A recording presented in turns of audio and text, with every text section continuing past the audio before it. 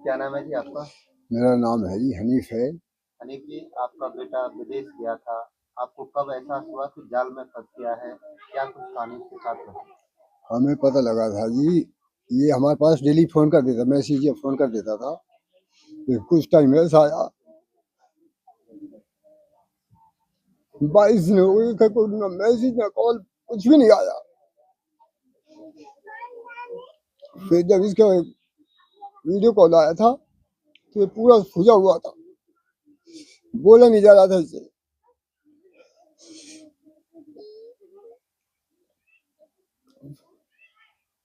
फिर इसको पुलिस वाले उठा ले गए वहां से, मिलिट्री वाले। फिर हमें ये हो गया कि हाँ अभी ये सेफ है।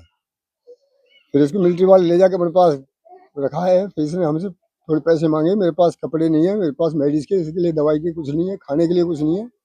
फिर हमने इधर उधर से खींच के इसके लिए पैसे डाले। एक हमारा मेहमान है सराय से अरशद, हमसे बगैर पूछे उसने भी से पैसे डाले।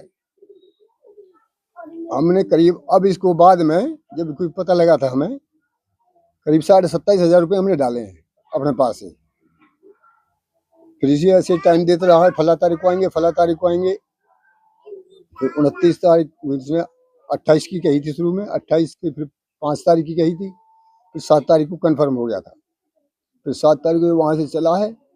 वहाँ से आने के बाद में फिर मेरे पास रात को फोन आया पुलिस वालों का, भाई ऐसे ऐसे आपका लड़का है इस नाम से। मैंने कहा जी हाँ है। कहाँ है? मैंने कहा जी वो थाईलैंड गया है। क्यों गया? मैंने कहा जी ऐसे ऐसी बात है, ऐसे गया था वो यहाँ आ गया है, आप या हरियाणा भवन आ जाओ और आप उसे ले जाओ। फिर हम यहाँ से रात में 10 बजे गए हैं गाड़ी लेके। फिर ये ह्यूमन राइट वालों का फोन आया ना, भाई हम आपके लड़के को ले नूह से गुड़गांव लेकर आ रहे हैं, आप नूह आ जाओ। फिर हम यहाँ से नूह गए हैं। नूह में हमारा सरपंच रहता है साजिद हुसैन, उसके पास लेके गए हैं। फिर वहाँ से हम उसको ले गए जब अपने घर आए। किस तरह से जब उस वक़्त को याद करते हैं, बेटे ने बताया बस होगा, पूछो मत जी, हालत क्या होती है हमारी हमें पता है। बेटे को पढ़ाया, लिखाया, इस जाल में अब फँसा है, क्या उम्मीदें थी बेटे की? अब भेजता तो जी हमने 2 पैसे कमाने के लिए थे, लेकिन उसने तो हमारा बस पूछो मत, हमारे क्या हम पे क्या गुजर रही है हमें पता है। बे बेटे को जब वहाँ जा रहा था तो क्या सपने थे आपके? यही था जी कि अब कमाएगा खाएगा, अपने बच्चों को ठीक शिक्षा देगा। लेकिन वो अपने आप ही बच के आया, वो भी बड़ी मुश्किल से। ऊपर वाला का शुक्र है वो बच के आ गया बस। और हमारी प्रशासन से यही गुजारिश है कि जो दोषी है उसको कड़ी सजा मिलनी चाहिए, ताकि किसी के साथ दोबारा ऐसा ना हो। जो आप बता रहे हैं एजेंट था वो, क्या उनसे आप और मिले उसका थे? हाँ मैं मिला था उससे। उसका नाम है दिल्ला उर्फ दिलसाद, सनोफ दीन मोहम्मद खैशतान। ये पुराने में ही है, ये शिकराव मोड़ के पास में ही गांव है, वहीं पे रहता है वो। उससे बातचीत हुई है, लोग कोई नहीं आ जाएगा आ जाएगा। उसने इसे यही करते करते पूरा टाइम निकाल दिया, आज तक उसका कोई मैसेज नहीं। क्या कार्रवाई चाहते हैं उसके लिए आप? इंसाफ चाहिए जी हमें, हमें इंसाफ मिल जाए, हमें कुछ नहीं चाहिए। जैसा उसने करा है ऐसा उसके साथ होना चाहिए। पुलिस ने क्या कुछ कार्रवाई की अब तक? अभी तक पुलिस ने कुछ नहीं किया है। मैं नूह भी बुलाया था साइबर वालों ने, वहाँ गया हूँ, वहाँ ही पूछताछ की है।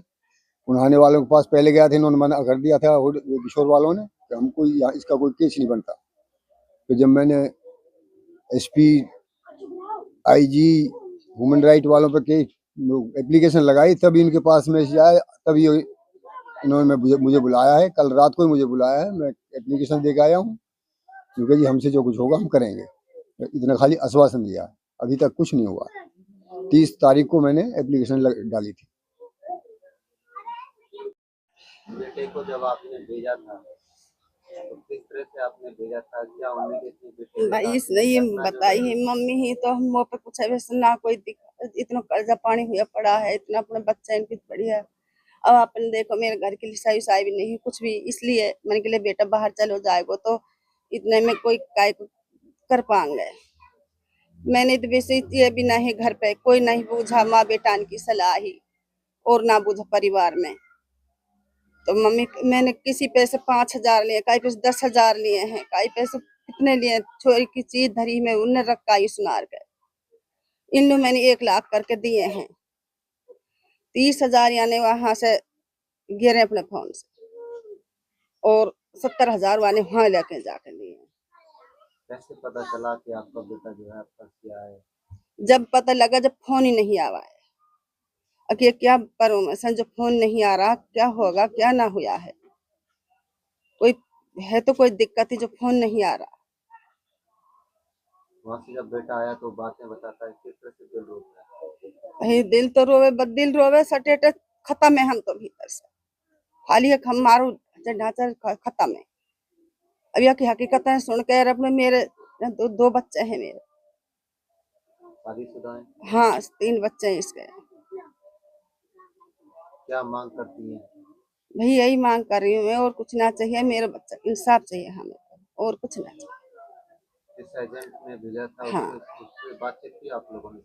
अब कोई नहीं बात, अभी फोन नहीं मिलता उसका। उन पे उसके घर पे गई ही, क्या बोले थे परिवार? घर पे यही बोला। मैं तो यही कही, भैया आप तो जब मुझसे मिले, मेरे बच्चा कहाँ बेक का है, मेरे बच्चे कहाँ कर का है, जो मेरे बच्चे की खैर खबर नहीं आ रही है ना। नुका आपके आंटी जी कोई दिक्कत ना, अब आपके बच्चे की बात हो जाएंगी, कोई सी पे कोई दिक्कत ना है।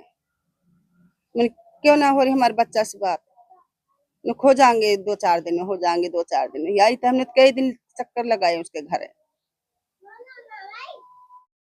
जो भी मेरे परिवार ने मुझे पैसे जुटा के दिए हैं यहाँ से, जब मैं घर से पैसे मांगता था, मुझे भी ये भी नहीं पता वो पैसे कहाँ से लेके आ रहे हैं बेचारे, किससे मांग रहे हैं, किससे मदद मांग रहे हैं, क्योंकि मैं तो वहां फंसा हुआ हूँ।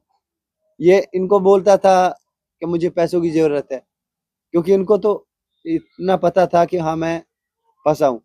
इनको मैं अपनी पूरी इन्फॉर्मेशन भी नहीं दी थी कि मैं किस तरह फंसा हूँ, क्या मेरे साथ हो रहा है। बस इनको तो इतना था कि हाँ भाई कैसे भी करके लड़के को वहां से निकल जाए। फिर लास्ट मंथ दिसंबर में, मैं 20 या 21 दिसंबर को मैंने इनको इतना बोला था कि टेंशन ना लो, मैं इसी महीने घर आ जाऊंगा 28 तारीख को।